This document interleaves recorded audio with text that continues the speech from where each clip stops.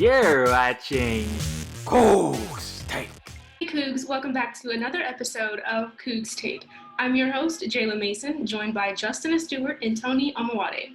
So of course, we have to get things started with LeBron in Space Jam: A New Legacy, with the trailers just coming out. Justin, how excited are you for all of this? I'm very excited this movie. I mean, what do they say? Welcome to the Space Jam. But I know this movie is really long overdue, and I'm glad it's finally happening now. Really showcases LeBron expanding, his brand and getting the Hollywood treatment in LA. And after watching the recent trailer, when you got LeBron in the Toon Squad, man, you're gonna get the chill.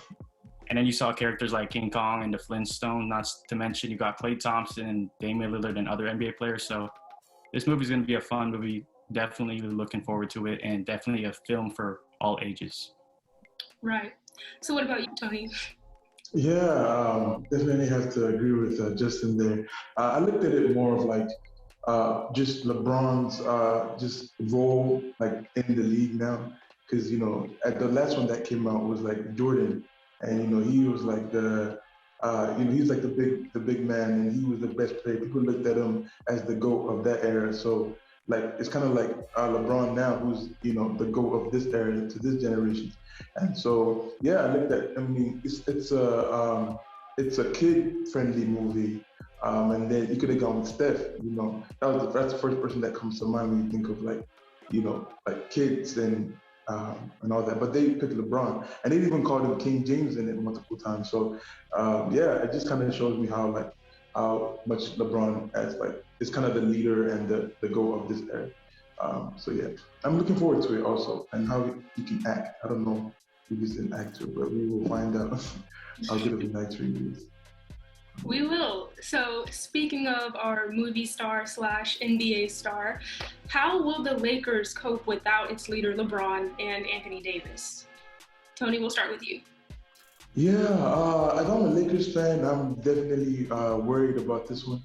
Right now, they're not looking good, but they're like fifth in the conference in the standings, and you got your two of your biggest, basically your superstars out, and when injuries happen, the things that worry me most when they say like out indefinitely or no timetable for return, and those are the words they use to describe LeBron and AD. So I'll be very worried.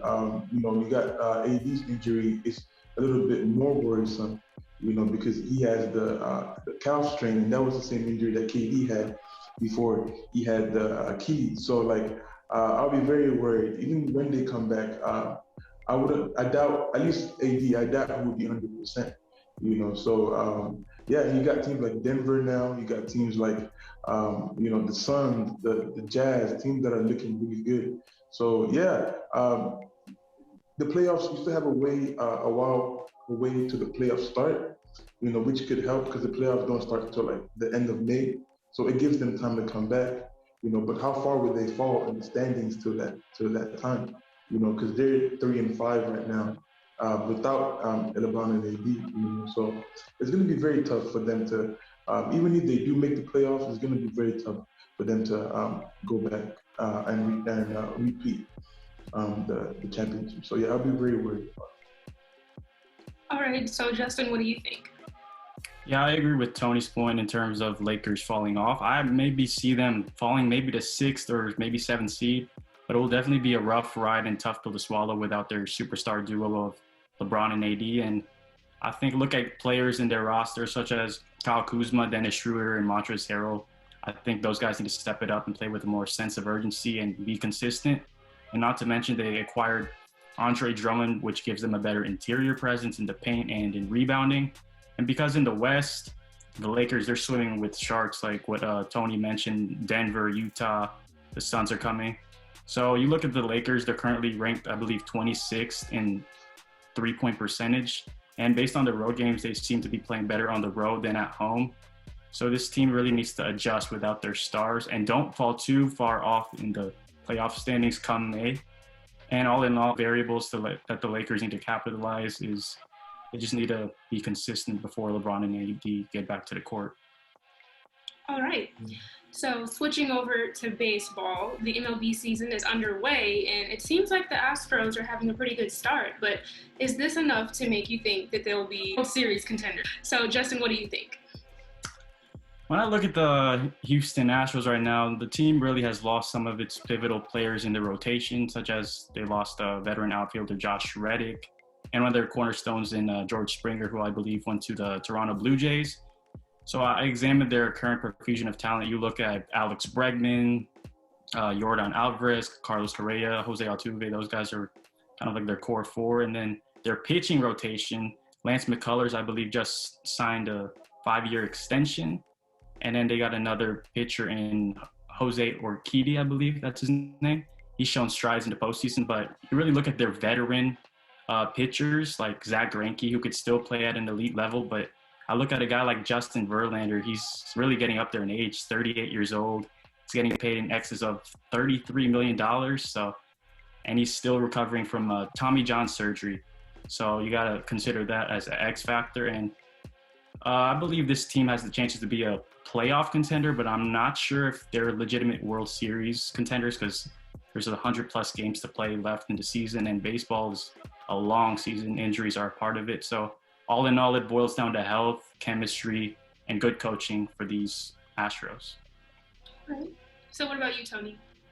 I would say yes, they are World Series contenders. You know, even with everything that's happened with the whole scandal and the cheating, I would say yes, they're still World Series contenders. And a lot of it is because what Justin said in regards to the same core. You still have like Bregman and Correa and Altuve and Gurriel and Brantley in there. So I would say they're still World Series contenders. If you look at the last 4 years, they made it to the conference championship. The conference championship, all 4 years. Even last year, even when they had a losing record, they were 29-31 last year, and they still made it to the conference championship. So why not with those same players? Like he said, the pitching is a little short-handed there, but you still got Greinke, Verlander. Hopefully he comes back pretty soon. So yeah, I would say definitely as the villains, of the MLB, they'll be back in there contending. All right, we will have to wait to find out for sure, but we'll be looking forward to it. But that's all we have for today's episode of CoogsTake. So Justin, Toni, and I want to say thank you to you guys for tuning in. And again, I'm your host, Jala Mason, and we'll see you next time.